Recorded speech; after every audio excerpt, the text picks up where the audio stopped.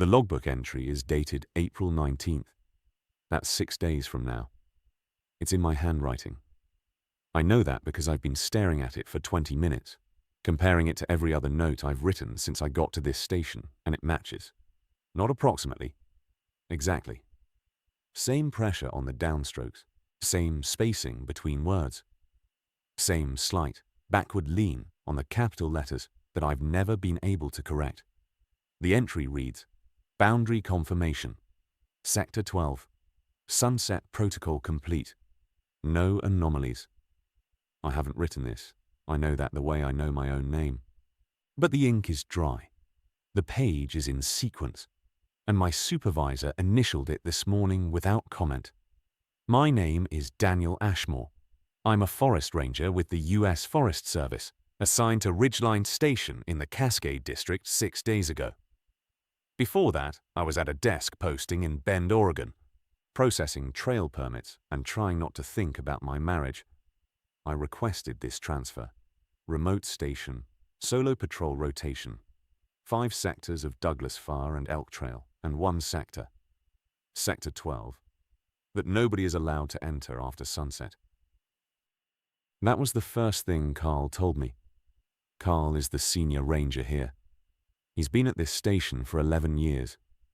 He said it the way you'd say, don't park in the fire lane, flatly without drama, as one item on a checklist of things that simply are. Nobody enters Sector 12 after dark. You confirm the boundary at sunset. You write the timestamp. That's it. I asked why. He said, that's how the station runs. I let it go. I had enough to learn without pressing one quirk in the operational culture of a station 4 hours from anywhere. Besides, I didn't come here to investigate mysteries. I came here because my ex-wife told me I had a talent for being absent, and I figured I might as well get paid for it somewhere it wouldn't hurt anyone. So I learned the trails. I ran my patrols. I filled out my logs like a good ranger. And then, on my 4th day, I opened the station's trail maintenance log and found an entry, dated 2 weeks before I arrived, signed by D. Ashmore, describing a marker inspection in Sector 12 that I never performed. I showed it to Ava, the seasonal volunteer who handles data entry. She looked at it. She looked at me. And she said, yeah, you told me you were going to get ahead on the marker checks. I've been at this station for 6 days. The logbook says 4 months. And I don't know which one of me is wrong. Let me back up. Ridgeline Station sits at 3,400 feet on a bench of basalt and second-growth timber in the Central Cascades. It's not a glamorous posting. The station building is a 1970s-era concrete block structure with a corrugated metal roof, a radio room, a shared kitchen, 2 bunk rooms, and a front office with a window that faces the gravel parking area, and beyond that, the access road that winds 14 miles down to the county highway.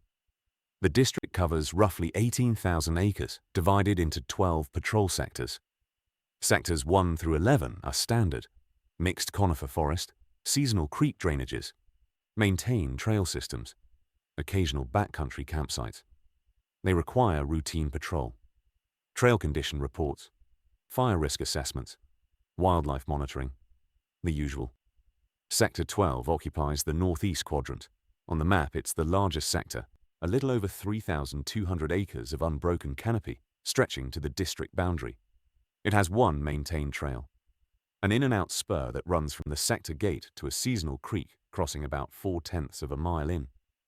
Beyond the creek, the trail continues on paper, but the maintenance log shows it hasn't been cleared past the crossing in at least 7 years.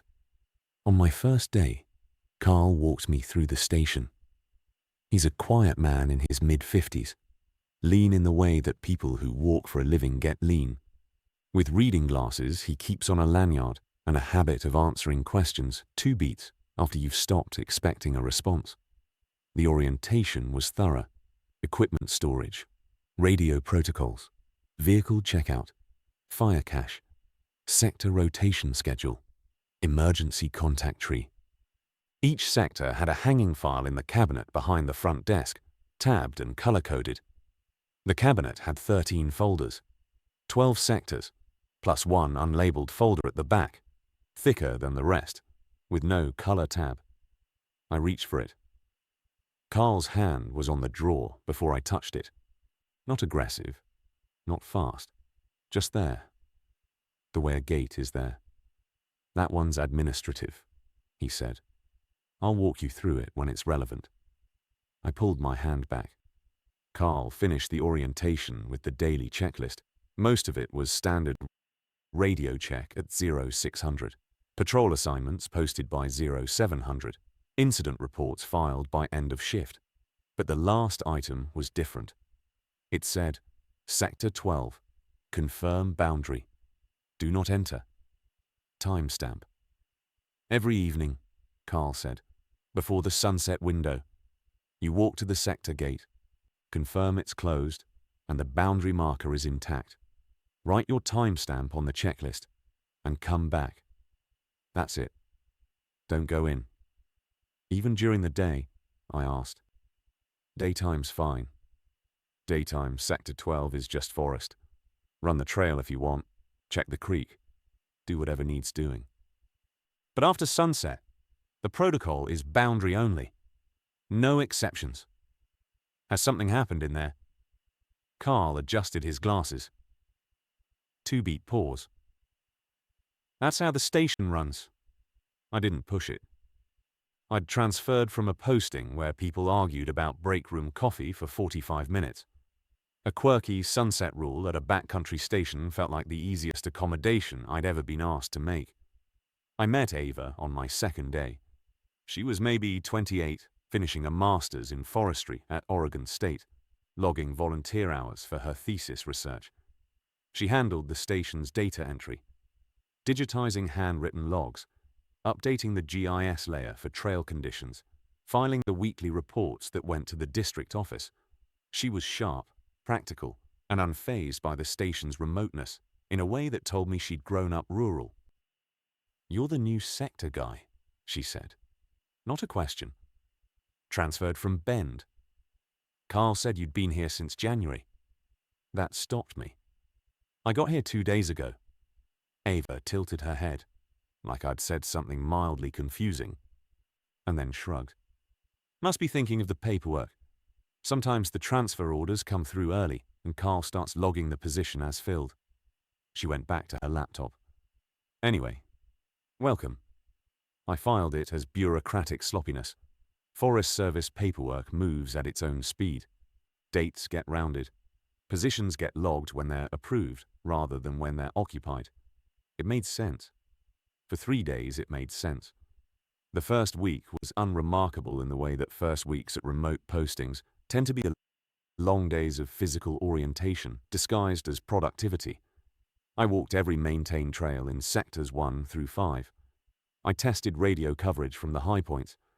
I checked fire cache inventory against the printed manifest.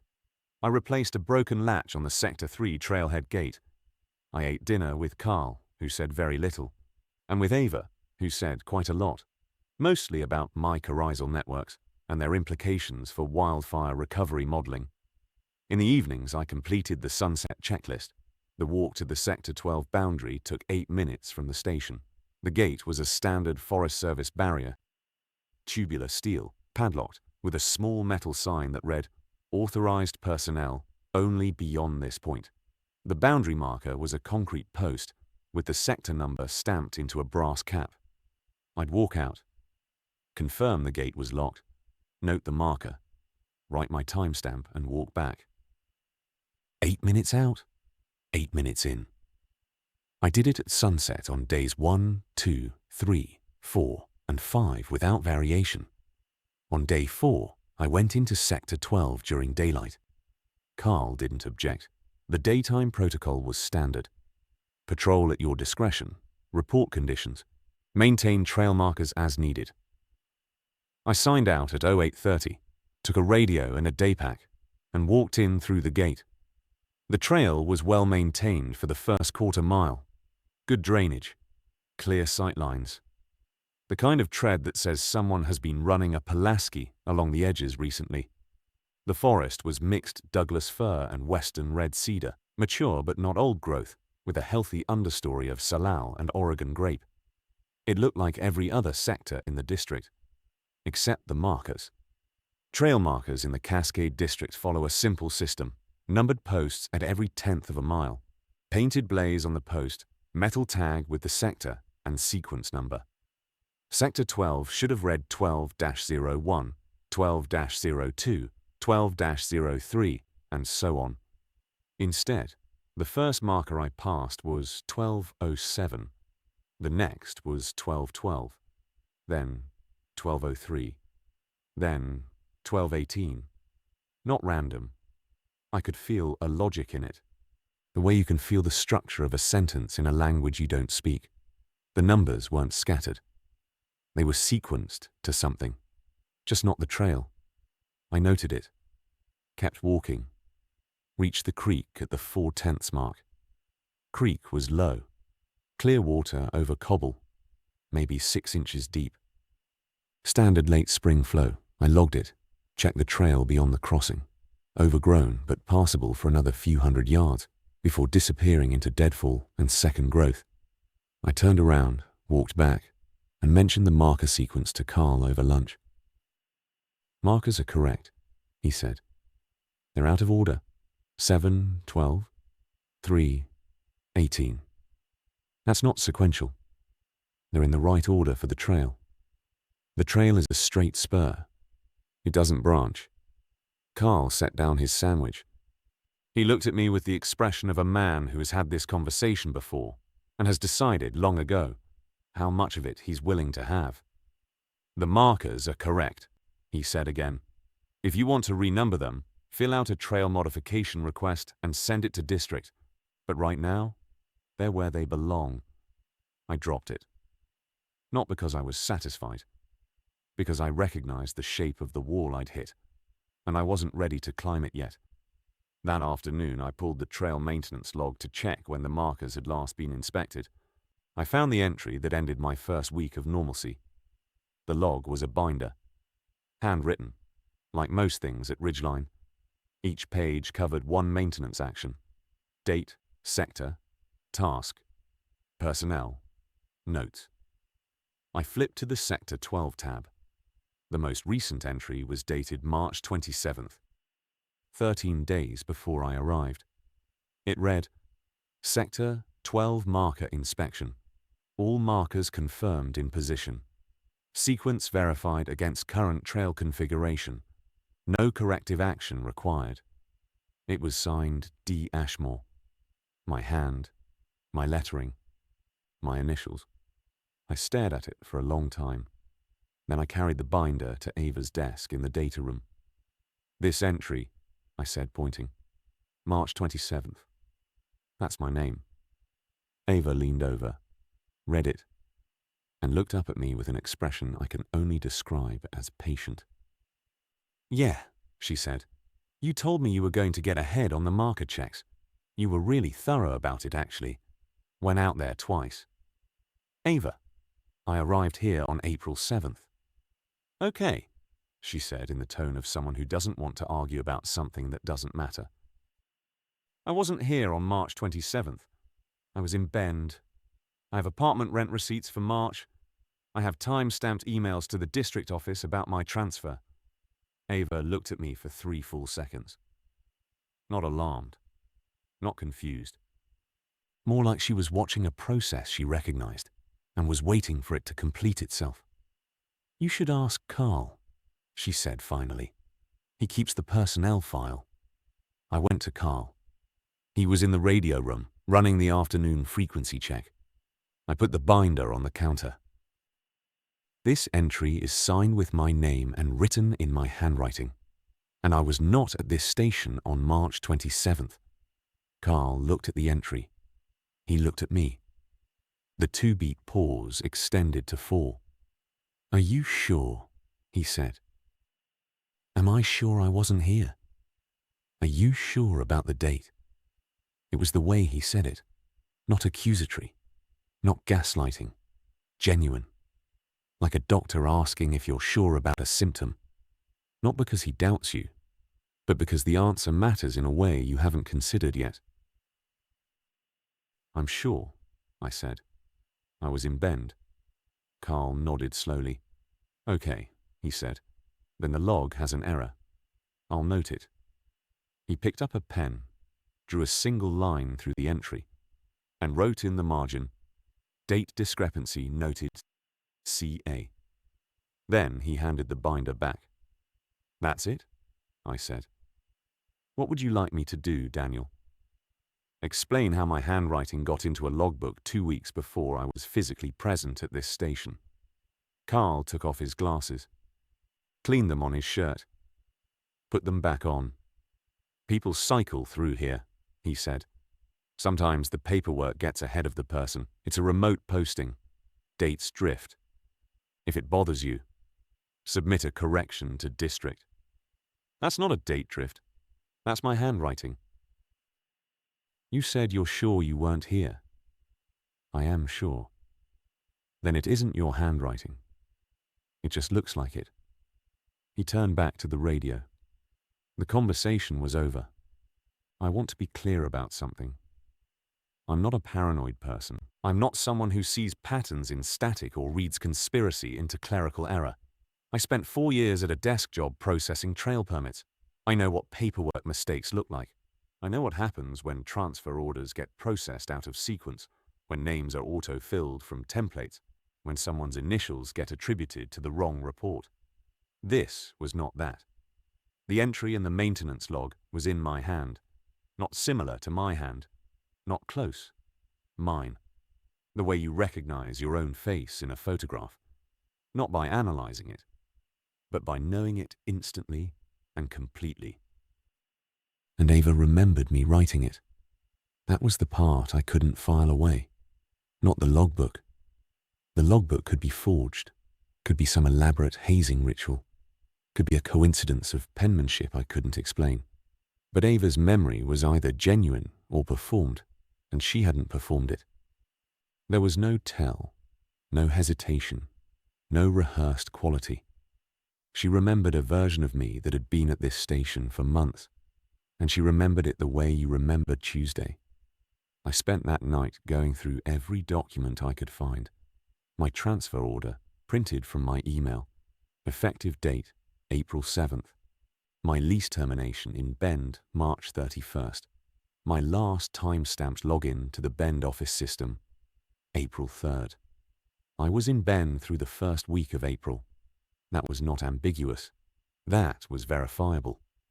But somewhere in this station, in this filing system, in Carl's initialed logbook, and Ava's untroubled memory, a version of me had been working Sector 12 since January.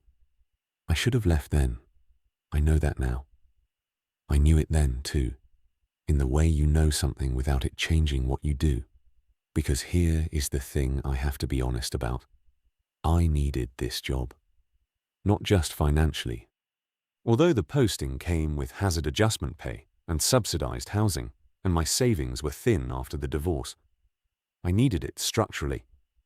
I needed a place where my absence from everything I'd damaged was productive instead of destructive. I needed to be doing something that looked like rebuilding, even if I wasn't sure what I was building toward. And so, I stayed. And on the 6th evening, I broke the rule. I entered Sector 12 at 7:48 p.m. Sunset was at 7:36. Civil twilight had another 20 minutes.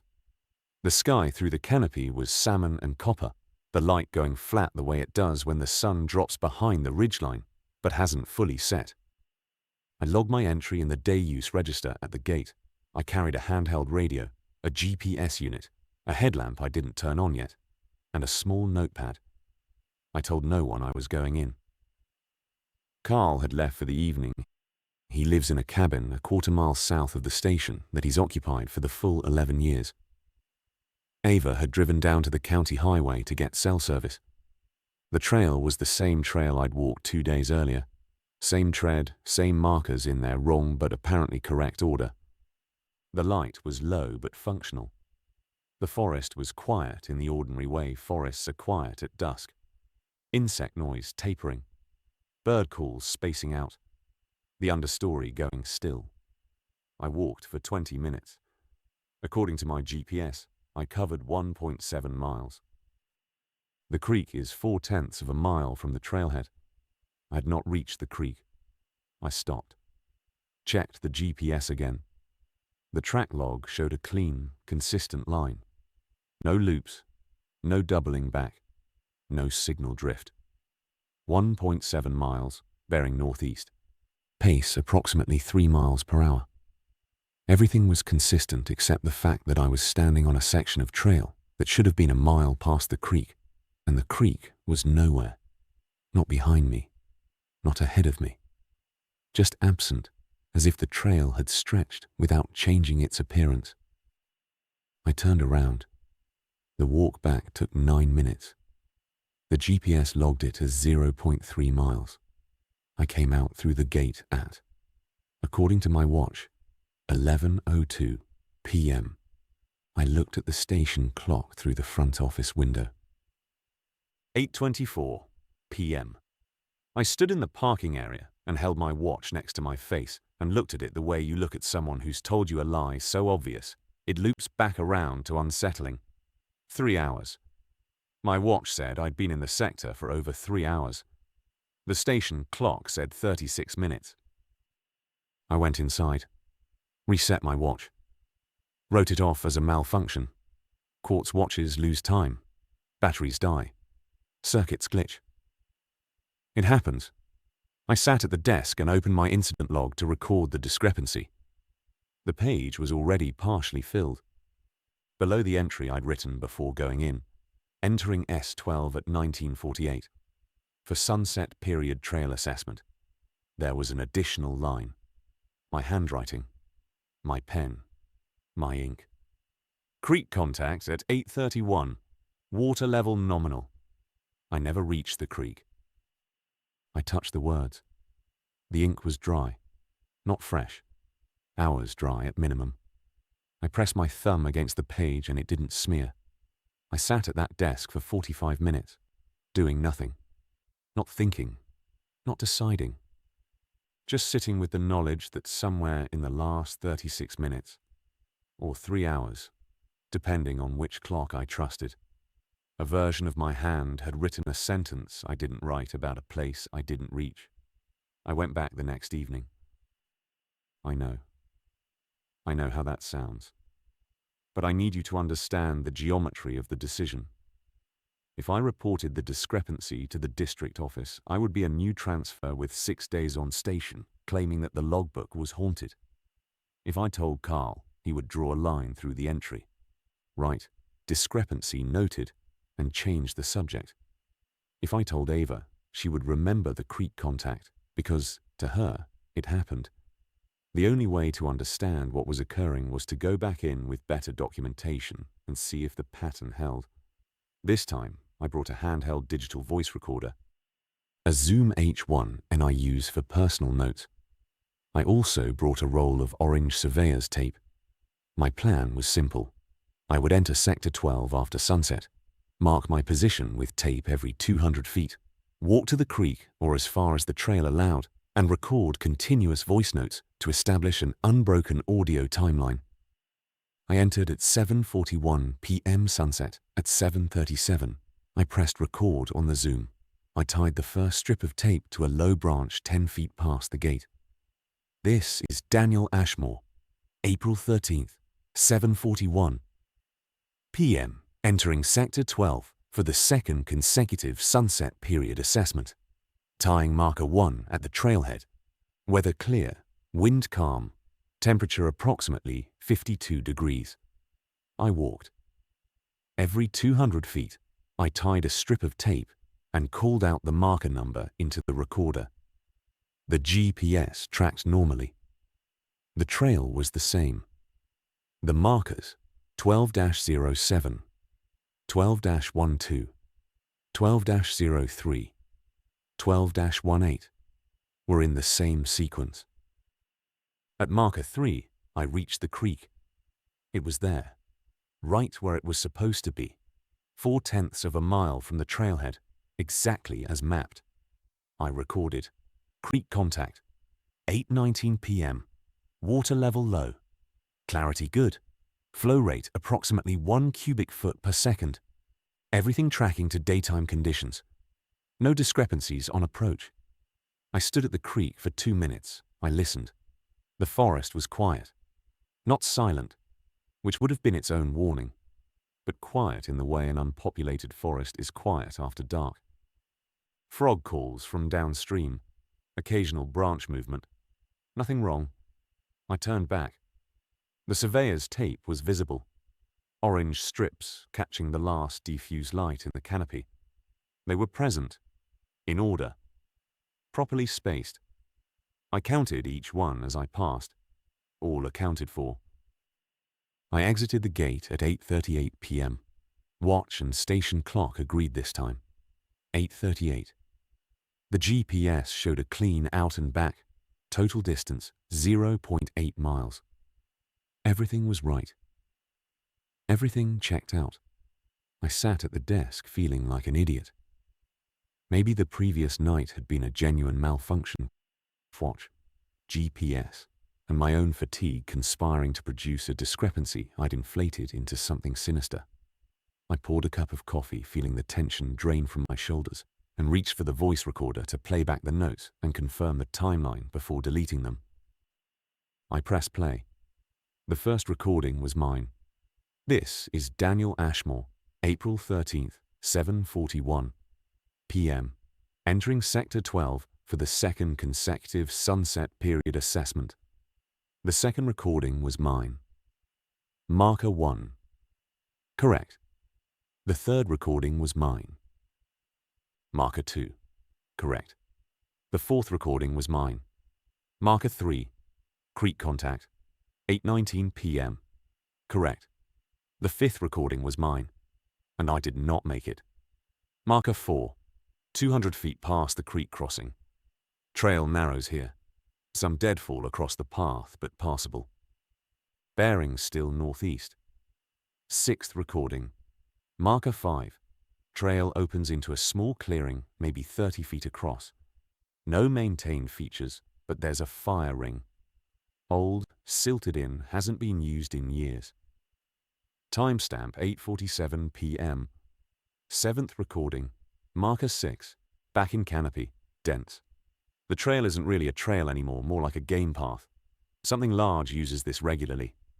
Elk, probably based on the scat. Timestamp 9:12 p.m. Eighth recording. Turning back. Satisfied with the documentation for tonight. We'll need to come back with better gear if the trail continues past this point. Timestamp 9:31 p.m. Ninth recording. Exiting sector. Gate in sight. Timestamp 10:04 p.m. 10th recording. Returning to station. Left the tape for myself. I listened to all of them twice. Then a third time. The voice was my voice. Not similar to mine. Not an approximation. Mine. With my speech patterns. My pacing. The slight catch I get on hard consonants when I'm tired. The recorder had been in my chest pocket the entire time. No one else had touched it. No one else was in the sector. I had recorded one voice note on my way in and one at the creek. The recorder contained 9. The additional 7 described a route I did not take, through terrain I did not reach, spanning a time frame I did not experience, and the last one referenced the surveyor's tape I'd tied on the way in, left the tape for myself, as if the person recording knew I would need it later, or as if the person recording was me, and I was the one who would come back to find it. I didn't sleep that night. Not from fear, or not only from fear, from the specific kind of wakefulness that comes when a problem is too large to solve and too precise to dismiss. This wasn't atmosphere. This wasn't a feeling. I had a recording device with date-stamped audio files in my own voice describing events I didn't participate in. At 05:30, before Carl arrived, I went to the front office and pulled the station's master logbook. This is the official record. Every patrol, every incident report, every maintenance action. every sunset protocol confirmation, signed and initialed. It's the document that goes to the district office every quarter. I turned to the first page of the current year. January 4th was the first entry. Sector 5 Boundary Patrol. Conditions normal. D. Ashmore. Initialed by Carl. January 5th. Sector 12 Sunset Protocol. Boundary confirmed. No entry. D. Ashmore. Initialed by Carl. January 6th. January 8th. January 11th. January 15th. Page after page. My name. My handwriting. Or handwriting so close to mine that the differences could only be attributed to cold hands, or bad light, or fatigue. The kind of natural variation that appears in anyone's penmanship across time. 18 entries, January through April. A complete, coherent patrol history covering 4 months of professional forestry work at Ridgeline Station. Trail conditions, creek levels, fire risk assessments, wildlife observations. 2 detailed incident reports. 1 for a tree across the Sector 8 trail, 1 for evidence of illegal campfire activity in Sector 3. Both entries included specific measurements, GPS coordinates, and recommended follow-up actions. These were not fakes. They were not vague. They were the work of a competent, diligent forest ranger doing his job well. Carl had initialed every single one. I closed the logbook. I sat in the chair.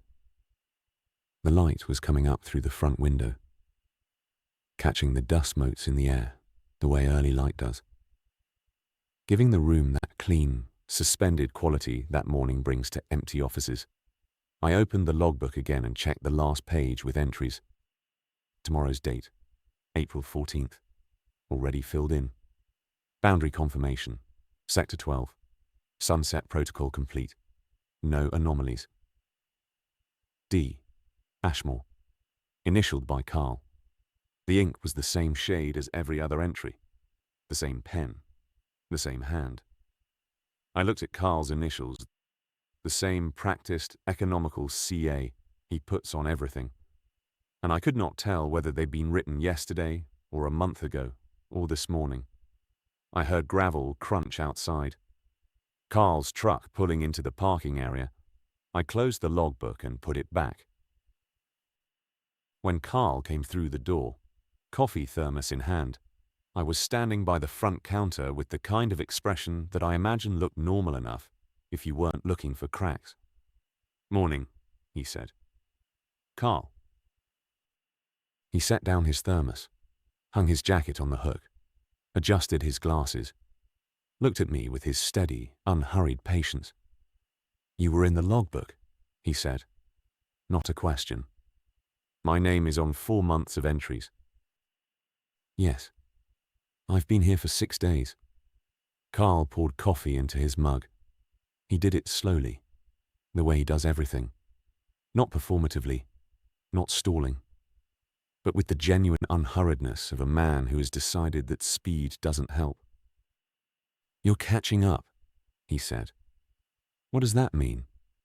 "It means you're reading entries you haven't written yet, or entries you've already written, but haven't gotten to yet. Depending on how you think about it. That doesn't make sense." "No," Carl agreed, "it doesn't. I expected deflection. I expected the wall I'd hit before. That's how the station runs." Instead, Carl sat down across from me and looked at me directly, for the first time since I'd arrived. "The position is real," he said. "The work is real. The logbook is the official record, and the district office has never found a discrepancy in it. Every entry is accurate. Every measurement checks out. Every incident report is corroborated by subsequent inspection. Whatever you think is happening with the dates, the work itself is impeccable. I didn't do the work. Your name is on it. My name was on it before I got here. Your transfer was processed in December. I didn't accept the transfer until March." Carl sipped his coffee. "Did you?" I opened my mouth. I closed it.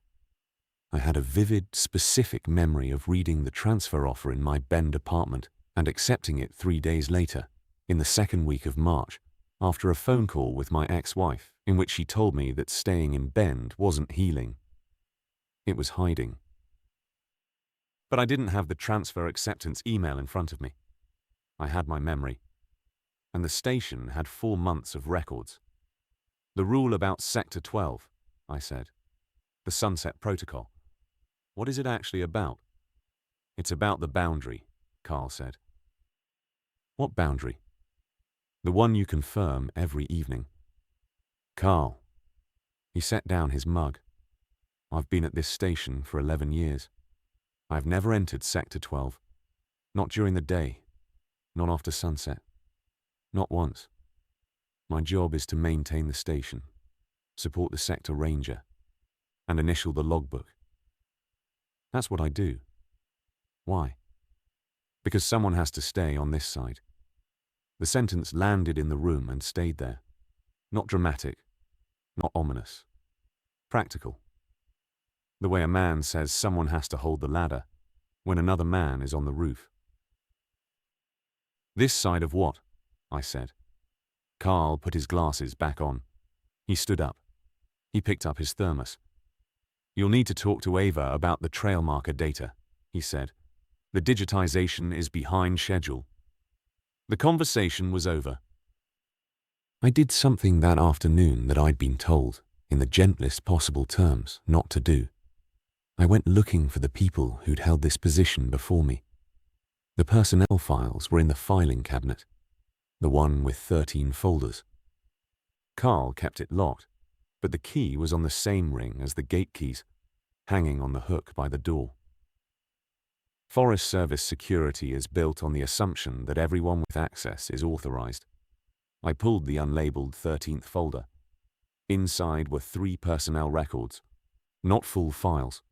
Summary sheets, the kind used for rotation tracking at remote postings. Name, assignment date, sector responsibility, separation reason. The first, Thomas Voss. Assignment date, March 2019 to November 2019. Sector 12. Separation. Voluntary transfer. Position unfilled for remainder of season. The second, James Harker. Assignment date, February 2021 to August 2021. Sector 12. Separation. Medical leave. Position unfilled for remainder of season. The third, Aaron Kimmel. Assignment date, January 2023 to September 2023. Sector 12. Separation. Resignation. No forwarding contact provided. 3 names. 3 rangers. All assigned to Sector 12. All departed before their rotation ended. All followed by periods where the position was listed as unfilled. I looked at the assignment dates. Voss, Harker, Kimmel. 2019, 2021, 2023. Every other year. The pattern was clean and even. The kind of spacing that could be coincidence or could be a rhythm. 2025 would be my year. I wrote down the 3 names and the limited contact information on the summary sheet. Then I put the folder back. That evening, after the Sunset Protocol, which I completed exactly as prescribed, boundary confirmation, no entry, timestamp, I drove 40 minutes south to the county highway where I could get cell reception. Thomas Voss. The phone number on his summary sheet was disconnected. No forwarding information. I tried a directory search. Nothing current. James Harker. The number rang 4 times. A woman answered. Middle-aged, guarded, the voice of someone who answers calls from unknown numbers, because she has to, not because she wants to. I'm looking for James Harker, I said. I'm a Forest Service ranger at Ridgeline Station. Silence. Then, James doesn't work for the Forest Service anymore. I know. I'm not calling on behalf of the service. I'm in the position he used to hold. Sector 12. I have some questions about the posting. More silence. Longer this time. Then, he doesn't talk about it. I understand. I wouldn't ask if it wasn't. What's your name? Daniel Ashmore. The silence that followed was different. Not guarded. Not hesitant. Hollow. He said you'd call, she said. I felt the hair on my arms rise. He said what? When he came back from that station. 2021. He was. Different. He wouldn't talk about what happened. Wouldn't file a formal complaint. Wouldn't see the counsellor they offered. But one night, about a year later, he woke me up at 2 in the morning and said, "When Daniel Ashmore calls, tell him it doesn't matter what the logbook says. The logbook is the real one. He's the copy." I stood on the shoulder of the county highway with the phone pressed to my ear and the pine-scented dark pressing in from both sides, and I said nothing for what must have been 10 seconds. "He knew my name," I said. "Yes." "In 2021. "Yes." I hadn't applied to the Forest Service in 2021. I was still working private sector in 2021. "I don't know what to tell you, Mr. Ashmore. He said you'd call. He said your name, and he said to tell you that. He's never mentioned it again. I wasn't sure he even remembered saying it until right now." I asked if I could speak to James directly. She said she'd ask. I gave her my number. I don't think she'll call back. Aaron Kimmel, the third ranger, the most recent. Had no phone number listed, only a mailing address in Roseburg, Oregon, with no forwarding contact noted on the separation form. I drove back to the station in silence. The next morning I pulled every logbook entry attributed to me and read them in sequence. All 18. I read them the way you'd read a stranger's diary, looking for errors, inconsistencies, details that didn't fit. There were none. The entries were meticulous. They described trail conditions I would later verify as accurate. They referenced weather patterns that matched the historical data. They included observations about wildlife behavior that were specific and seasonally appropriate. One entry noted a particular Douglas fir with a lightning scar on the Sector 8 Ridgeline Trail that I had independently noticed on my second day and thought to myself was worth including in a report. The version of me in the logbook was not sloppy, not confused, not degraded. It was precise, observant, and thorough in a way that I recognized as my best professional self. The ranger I'd wanted to become when I transferred to this station. The version of me in the logbook was doing the job better than I had done anything in years. That was the detail that cracked me in a way the impossible handwriting hadn't. Because Claire had been right. I had been absent. Not dramatically. I hadn't abandoned anyone, hadn't disappeared into a bottle or another person. I had simply been going through the motions for years, showing up without arriving, doing the minimum that looked like effort. The desk job in Bend was the culmination of that absence. A role I could perform while thinking about nothing, in a town I'd chosen because it asked nothing of me. And here, in a logbook I hadn't written, was a version of myself that was fully present, doing the work, noticing the details, being the ranger, the horror. And I used that word precisely, was that the logbook version was better. And some part of me, the part I'd been trying to rebuild by coming to this station in the first place, didn't want to reject it. Some part of me looked at 4 months of impeccable work attributed to my name and felt, beneath the impossibility, something that operated like relief. I caught myself. I set the logbook down. I went outside and stood in the parking area and breathed cold air until my heartbeat settled. This is how it gets you, I thought. Not through fear, through recognition. That afternoon I went back to Sector 12 in daylight. The surveyor's tape was gone. Not removed. Gone. The branches I'd tied it to were bare, unmarked, showing no fiber residue. No adhesive trace. No evidence that anything had been attached to them. I checked every tie point I remembered. Clean. All of them. I walked the trail. The markers, the out-of-order sequence that had bothered me on my first visit, were now in perfect numerical order. 12-01, 12-02, 12-03, 12-04. Sequential. Correct. Exactly as they should have been from the beginning. I photographed every marker, 12 photographs, each showing a numbered post in proper sequence. I checked each photo on the camera's screen immediately after taking it. Correct. Sequential. Normal. I hiked back to the station. That evening, after the sunset protocol, I sat at the desk and reviewed the photographs on my camera. The markers in the images were in the original wrong order. December 7th, December 12th, December 3rd, December 18th. Not what I had seen that afternoon. Not what the camera had shown me when I checked each photo in the field. The images on the device had changed, or my perception of them in the field had been wrong, or the trail had been one thing when I walked it, and the photographs had recorded another.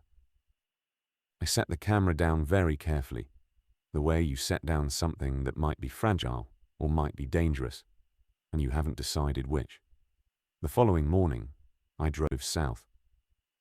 Not to the county highway for cell service. Past it. Down the state highway to the first real town. Madras. 40 minutes from the station by the usual route. I needed external records. Something outside the station's filing system. Outside Carl's initialing hand. Outside the bubble of Ridgeline. The county records office was in the basement of the courthouse, staffed by a woman named Patricia, who processed my request with the cheerful efficiency of someone who doesn't get many visitors. I asked for the personnel rotation history for Ridgeline Station, Cascade Ranger District, for the last 3 years. She pulled the file. It was a printed spreadsheet. Quarterly staffing reports submitted to the county for fire coordination purposes. I found my name on the first page I checked. Ashmore, Daniel R. Ridgeline Station, Sector 12, effective January 4th, 2025. I stared at it. This shows me starting in January. That's what's on file, Patricia said. I started in April. She looked at the spreadsheet, looked at me, and gave the small shrug of someone who processes paperwork but doesn't author it. You'd have to take that up with your district office. This is what they sent us. I flipped further back. The quarterly reports went back years. Voss in 2019. Harker in 2021. Kimmel in 2023. My name in 2025.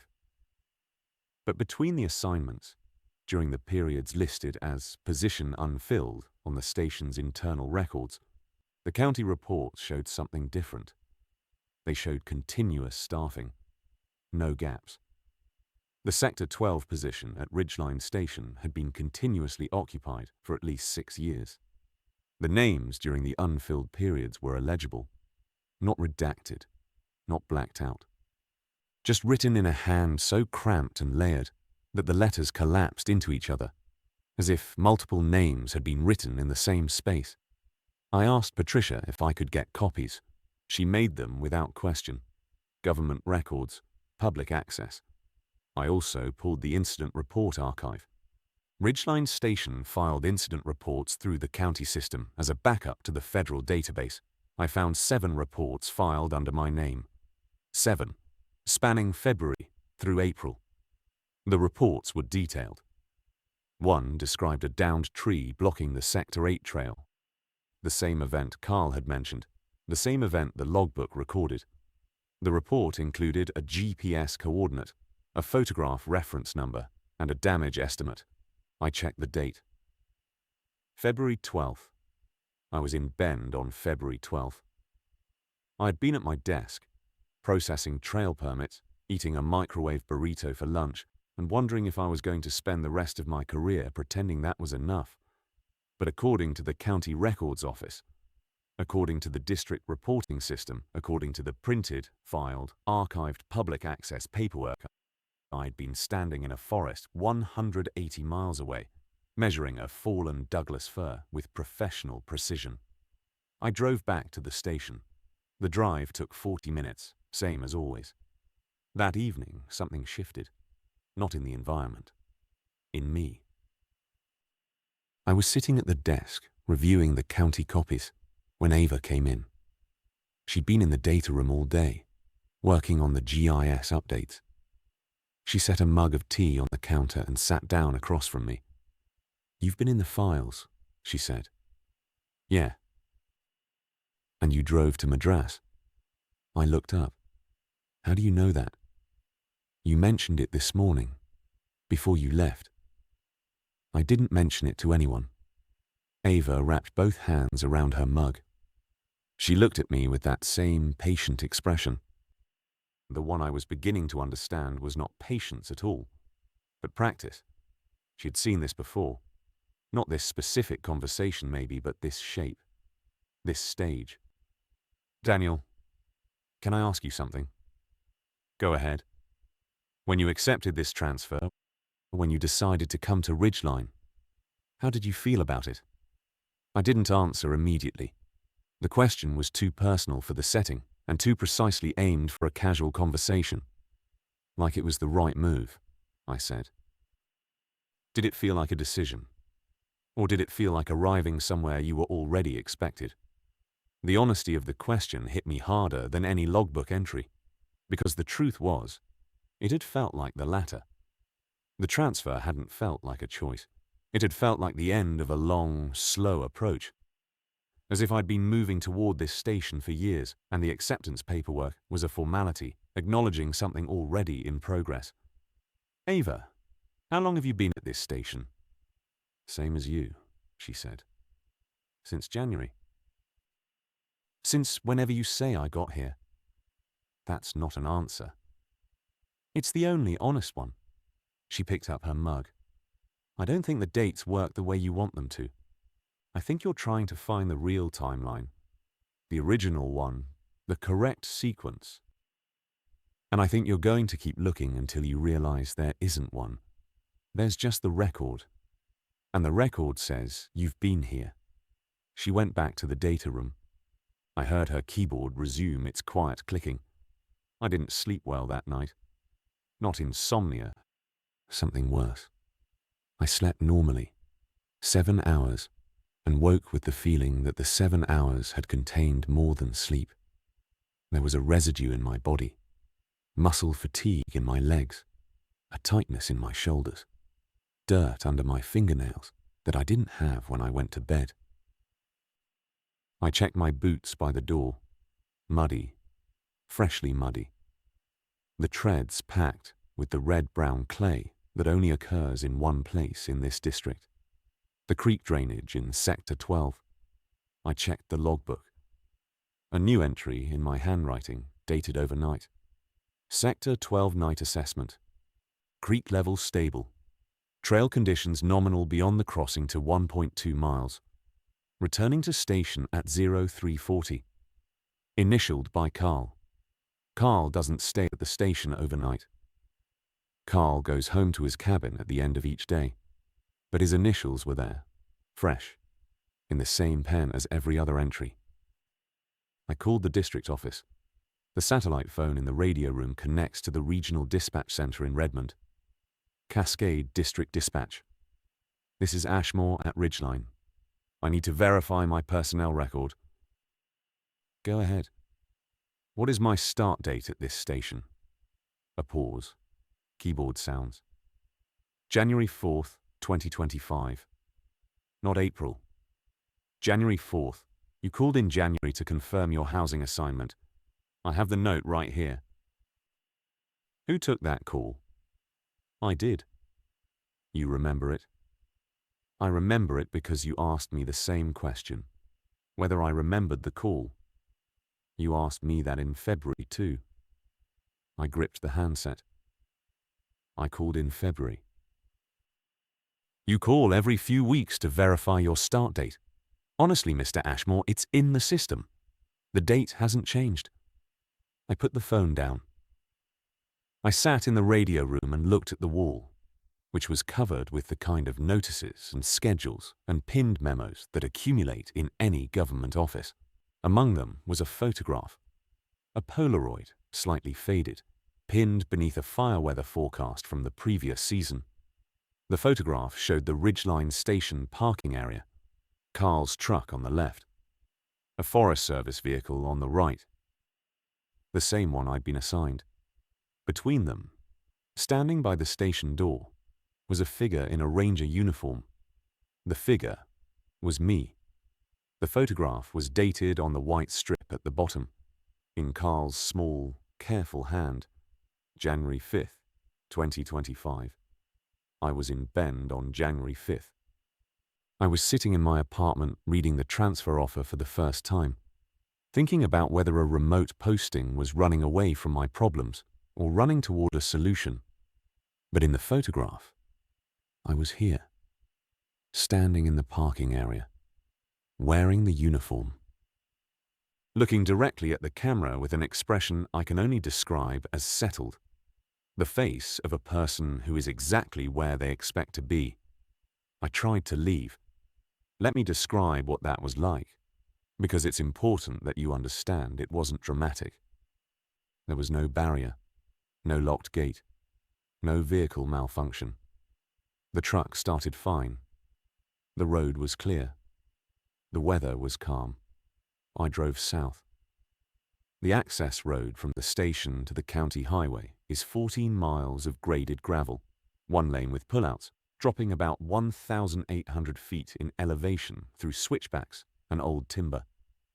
I've driven it 3 times. It takes about 35 minutes. I drove for 2 hours. The road did not end. The county highway did not appear. Every switchback was correct. I recognized individual trees, specific rock cuts, a culvert with orange paint from a maintenance marker.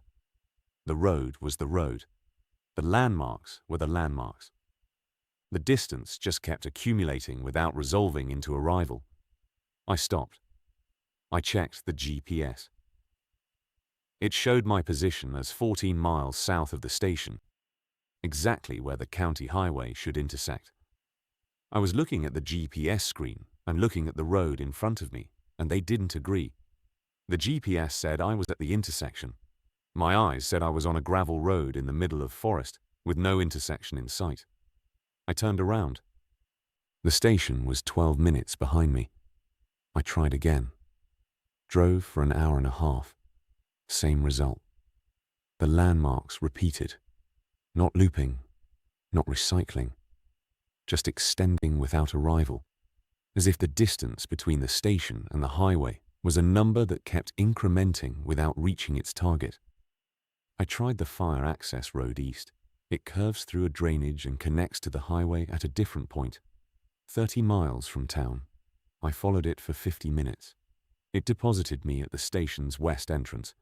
I had driven a circle that, according to the map, doesn't exist. I am not trapped. I need you to hear that. Nothing is preventing me from leaving. The truck works. The road works. The world looks right. The distances just don't resolve. I sat in the parking area and watched the sun set behind the western ridgeline. The light went from gold to copper to ash. The air cooled. The insects started. Everything was exactly as it should be. I went inside. Carl was at the desk. He looked up when I came in, and I could see in his face that he knew. Not what I'd done, specifically, but the shape of it, the stage. The road doesn't go anywhere, I said. It goes to the highway, Carl said. I drove it yesterday. It doesn't go there for me. Carl nodded, not surprised, not sympathetic, accepting the way you accept weather. How long? I asked. Before it works again. Before I can leave. Carl took off his glasses. He cleaned them. He put them back on. Thomas made it out after 9 months. James after 7. Aaron lasted until September. How? They stopped going into Sector 12. Eventually, the road reconnected. It takes a while. And you? I told you. I've never been in Sector 12. In 11 years.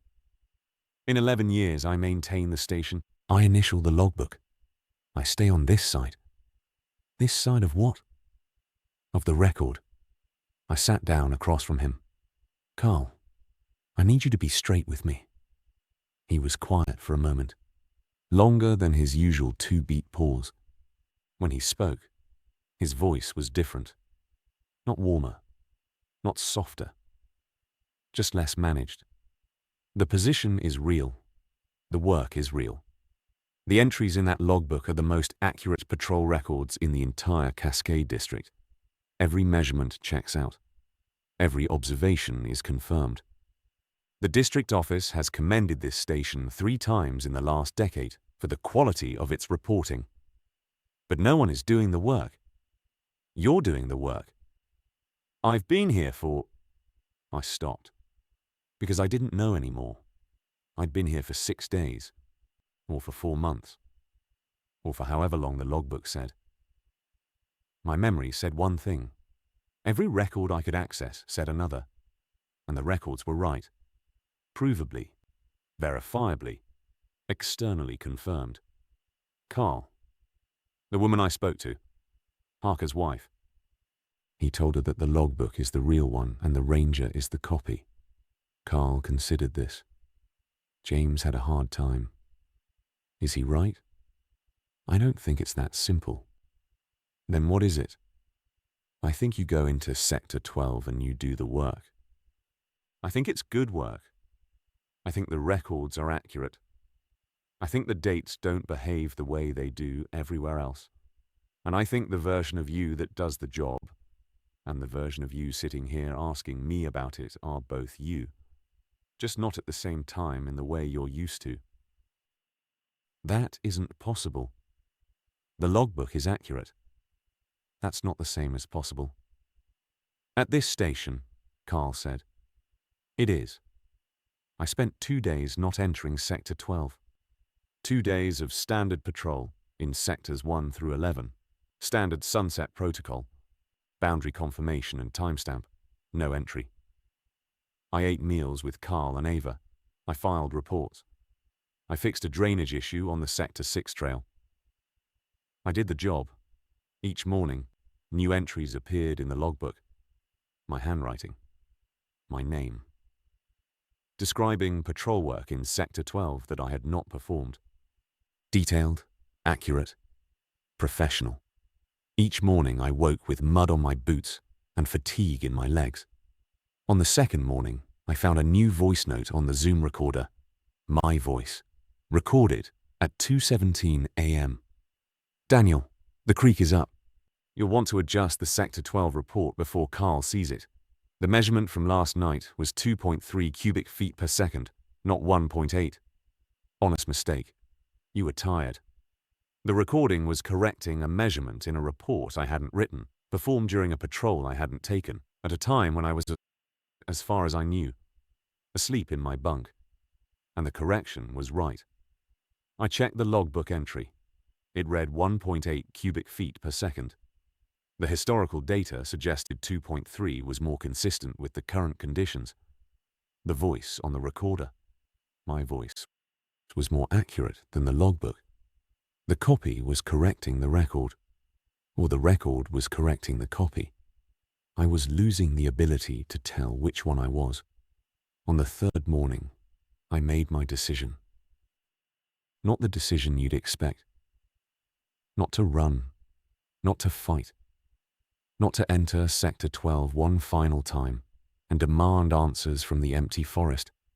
I sat at the desk and opened the logbook to the entry dated tomorrow, the one that had been there since before I pulled the book, the one in my handwriting that I hadn't written. Boundary confirmation, Sector 12, sunset protocol complete, no anomalies. D. Ashmore. A perfectly ordinary entry. The same entry I'd written, or would write, dozens of times. A confirmation that the boundary was intact, that the protocol was followed, that nothing unusual had occurred. Below it there were blank pages, the rest of the logbook unfilled. Waiting. I picked up the pen, Carl's pen, the same one used for every entry, kept in the cup by the logbook, replaced monthly. I could write the entry, complete the record, make the logbook and the man agree, end the discrepancy the only way it could be ended, not by proving the logbook wrong, but by becoming the person the logbook described. That was the pull. Not menacing, not overwhelming, practical. Here was a job I'd come here to do. Here was a record of that job being done well, better than I'd done anything in years. Here was a version of me that showed up, noticed details, cared about the work, was present in a way the real Daniel Ashmore had not been present for a very long time. All I had to do was sign my name to it. Trust the record. That was the rule. Carl had told me that on my first day, and I'd taken it as GPS advice. But it was bigger than that. It was the operating principle of Ridgeline Station. When your experience and the record disagree, trust the record. The record is verified. The record is accurate. The record has never been wrong. You are the variable. The record is the constant. I held the pen over the page. Then I put it down. Not because I knew it was wrong. I didn't know. I still don't. Maybe the logbook is the real one and I am the copy, and writing the entry would simply complete a circuit that's already closed. Maybe James Harker was right, and resistance is the only thing keeping whatever's left of the original me intact. Maybe it doesn't matter. But here is what I decided. Sitting in that office with the morning light coming through the window, and the dust motes suspended in the air, and Carl's patient, practiced silence filling the room. I am not going to make it easy. I will not write the entry. I will not complete the record. I will not become the version of me that this station has already built, no matter how competent he is, no matter how thorough, no matter how much he looks like the man I came here trying to be. I will go back to the boundary tonight. I will confirm it. I will write my timestamp. And the entry will appear anyway. It always does. And Carl will initial it, and the record will be accurate. And the work will be done. But it won't be because I agreed. It will be in spite of the fact that I didn't. That's the only freedom I have left, and I'm keeping it. I'm recording this from the front office of Ridgeline Station. It's 6:47 p.m. The sun sets in 12 minutes. Carl is in his cabin. Ava is in the data room. The logbook is open on the desk, and tomorrow's entry is already there, in my handwriting, initialed and complete. I haven't written it yet. I'm going to walk to the Sector 12 boundary now. I'm going to confirm the gate is closed and the marker is intact, and I'm going to write my timestamp on the checklist and come back. 8 minutes out, 8 minutes in, unless it isn't. This will be on the recorder if I don't come back, or if I come back and don't remember making it. They told me no one goes near Sector 12 after sunset. They were wrong. Plenty of me have been.